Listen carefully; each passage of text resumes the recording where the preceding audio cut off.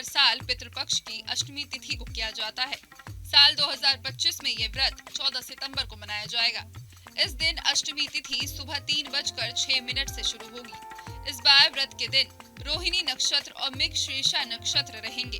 साथ ही सिद्धि योग और व्रज योग का संयोग बन रहा है, जिससे इस व्रत का महत्व और भी बढ़ जाता है।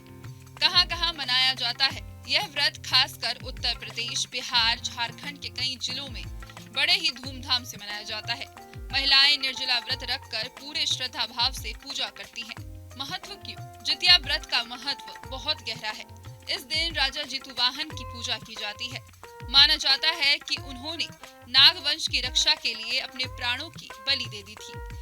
इसके अलावा इस व्रत का संबंध भगवान श्री कृष्ण से भी जुड़ा है। कहा जाता है कि जब अश्वत्थामा ने अभिमन्यु की पत्नी उत्तरा के गर्भ में पल रहे बच्चे को मारने के लिए ब्रह्मास्त्र का प्रयोग किया, तब भगवान श्री कृष्ण ने अपने पुण्यों का फल उस अजन्मे शिशु को दिया और उसे पुनः जीवित किया। इसलिए उसका नाम पड़ा जीवित पुत्रिका और वही आगे चलकर राजा परीक्षित बने। जितिया व्रत की विधि।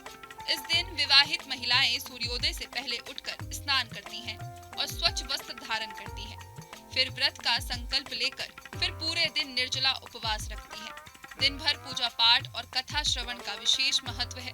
पूजा में दूध, दही, फल, फूल और पंचामृत का प्रयोग किया जाता है।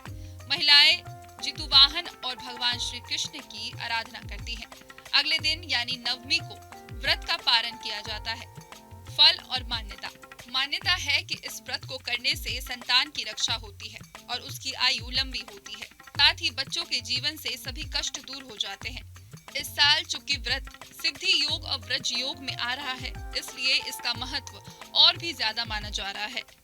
इस वीडियो में दी गई जानकारी केवल पौराणिक मान्यताओं, धार्मिक विश्वासों और ज्योतिषीय तथ्यों पर आधारित है। स्तुति इनकी पुष्टि नहीं करता। किसी भी उपाय को अपनाने से पहले संबंधित विशेषज्ञ से सलाह जरूर लें।